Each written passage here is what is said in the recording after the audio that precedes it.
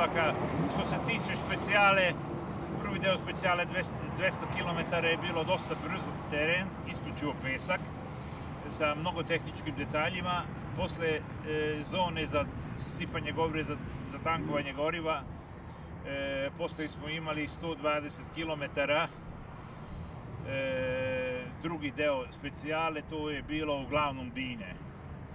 A Dine, možete zamisliti takve Dine da 80 km isključivo samo Dine su bile, i to jedna i dvojka, znači i manje i veće, tako da, ali dobro sam tempirao snagu i mogu slobodno da kažem, čak i nekim deonicama staze sam uživao, ali jako sam umoran, jedva čekam da stignem do bivaka.